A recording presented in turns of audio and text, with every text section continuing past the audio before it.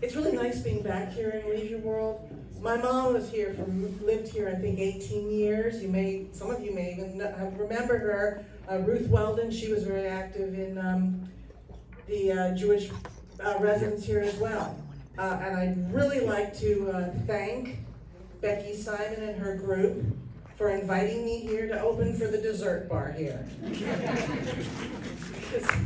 Because the last time I was offered something here, it was to open for a seminar on end-of-life planning. And I passed on that. And I'm afraid so did some of the participants. Now, did you know that if you laugh very, very hard for 15 minutes, you can burn anywhere between 15 and 40 calories. So you don't need to thank me now. And I love being here in Leisure World, the land of pickleball, too many Medicare plans, and I hope a place where comedians do not come to die. Now, I know what you folks are thinking. Damn, she looks really good for somebody who was alive the night Lincoln was shot. And didn't I see you in the balcony that night? Yeah. I mean, I like you much better without the whiskers and the tall hat, but I remember you, yes I do. Now, I am new to the comedy biz. Comedians are supposed to have a style. Mine is known as hypercritical human observation. It's also known as your mother-in-law. You know, the one who makes you question all of your major life choices? Now, does anybody know what my dressing style is called? Anybody recognize this? It is called coastal granny. You know, think Jane Fonda in Grace and Frankie. Think Diane Keaton in just about anything she's ever done. And if you look up on Amazon, do not put in the term coastal granny. Put in the term beige. Now, I rarely put on makeup. I should take my glasses off so you can see. I almost never put on makeup, except for special occasions like this. And I like to see the latest trends, but eyeliner is getting to be a real challenge for me because J.D. Vance has me very confused. Now, have you ever wondered how people get into the stand-up biz? Yeah, I do too. Some of my erstwhile colleagues are so bad that when you yell at them, keep your day job, you know they don't even have one. Now, I don't have a day job either. But I have an excuse. I'm old and I'm retired. But when I did have a day job, I was a lawyer. And how many people here are or were lawyers? Can you raise your hand? Anybody here? There you go. Okay, this is Washington, D.C., of course. You can't swing a cat in Washington, D.C. without hitting a dozen lawyers. And then they sue you for assaulting them with a cat. And then PETA sues you for abusing the cat. And that's why everybody loves lawyers. Now, I am a mother. I am a mother-in-law. I am a sister, and I'm a grandmother. And sometimes even a mythical creature. But these are jobs that require absolutely no qualifications. And yet, here we are, telling our kids what to do all the time. As a mother, we have superhuman strength, don't we? We could lift a car off of a child. Well, off of our favorite child. And you know, that favorite child doesn't even have to be your own. We, as grandmothers, we carry in our handbags enough candy to jack up an army, right? And usually a little nosh, like the tuna sandwich from yesterday's deli lunch wrapped in wax paper at the bottom. Be honest. How many of you here have a little something in your handbags right now? Raise your hand, yeah? Yeah, you've got something here. Tell me what you've got stashed in there. You know, everything is legal now. As a mother-in-law, we mumble at Thanksgiving about how our daughter should have married the podiatrist, the one who could afford private school for your kids and maybe buy you a condo here in Leisure World. True story, I married one. Right out of college. His mother used to introduce me to everyone at Temple as, "This is George's first wife." He died on number 3, and the curse was finally broken. But that mother-in-law, oh, was she a piece of work. 4'8", until she went to the beauty parlor. They called them beauty parlors then. And then she came out 5'2", with hair so lacquered that if she fell on the sidewalk, it would crack concrete. Her living room, where absolutely nobody lived, was covered in more heavy-duty plastic than a condo in Florida after a hurricane. She said it was to keep the cat off. No, it kept everybody off. Now, remember what those plastic covers sounded like when you sat on them? Remember? Imagine if you were that plastic cover. Just think about it. Hot, sweaty legs sitting on me. I'll show you. Stand up and I'll rip the skin right off the back of your legs. We are a very close family. We live very, very close. We talk every other day. Family is very important to me. Think mafia, but without the vendettas and the dead horse heads. Now, we just nag you to death. But my adult children actually appreciate my involvement. But I know some of you may not be that lucky. Your kids might not appreciate it when you text them 24/7 and they get mad because they don't respond. Or when you complain that they're not feeding your grandchildren properly. Or you very painstakingly cut out articles about child rearing and send it to them by mail. And you find the envelopes in their home all piled up, never open. But I want to tell you something. There is hope. I have started a support group for parents of adult children to give you more effective ways to intrude in their lives. And I have many chapters all over the country. We can start one in Leisure World if you'd like. It's called In-Laws Without Borders. Send money and it'll come to help with a branch. And so you can breach those barriers. Now the other week, I had lunch with a dear friend of mine who is Irish. We went to the deli. Parkway Deli. You all know Parkway Deli? One of the greats, right? We're at the Parkway Deli. And this Irish gal, she's pondering the difference between a half dill and a kosher dill.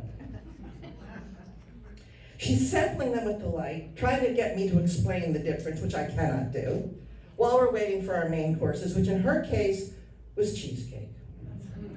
And she says to me, "Is it annoying for you to talk to Gentiles?" And I say, no, it's not a problem. As long as you're not eating pastrami on white bread with lettuce, tomato, and mayonnaise, I am fine. But I was lying.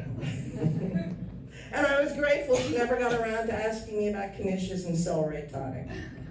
Now remember, I told you that my style is hypercritical, human observation, and that all of that stuff really annoys me. But when I really get annoyed is when businesses not only think that we're dumb, but they put it on their product labels just for rubbing it in. For example, see this this innocuous little bottle of water, Pure Life water? Yeah, it's not so innocuous. It says here, this is purified water enhanced with minerals for taste. Now I'm going to read these minerals to you. Calcium chloride, sodium bicarbonate, magnesium sulfate for taste. Now what does water taste like? Nothing, isn't that the point? Yeah, so they're telling us that this is for taste. I gotta ask, where did this water come from? Nuclear waste site? No, it actually tells us. It comes from a deep protected well. Protected from what? A nuclear waste site. But they say don't worry, because it is distilled using reverse osmosis. Anybody know what that is? I looked it up.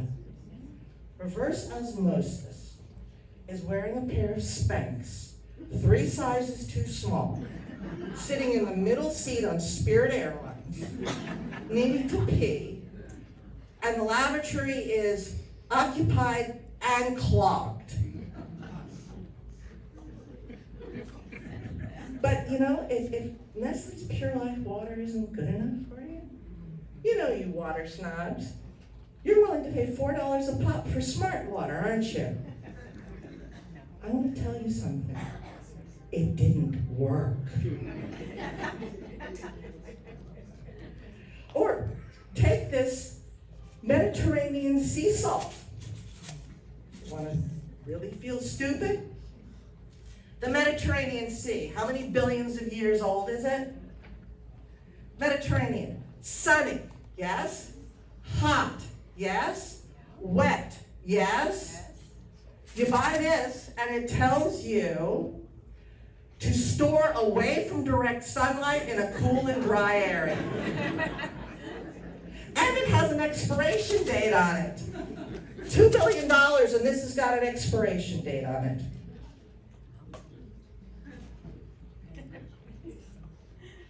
And here's another one.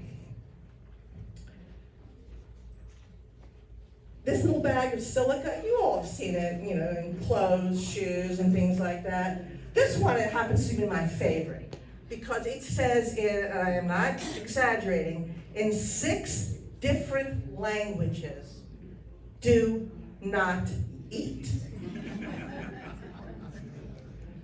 Do you know anybody who looks for snack foods in their crisp new tidy whities?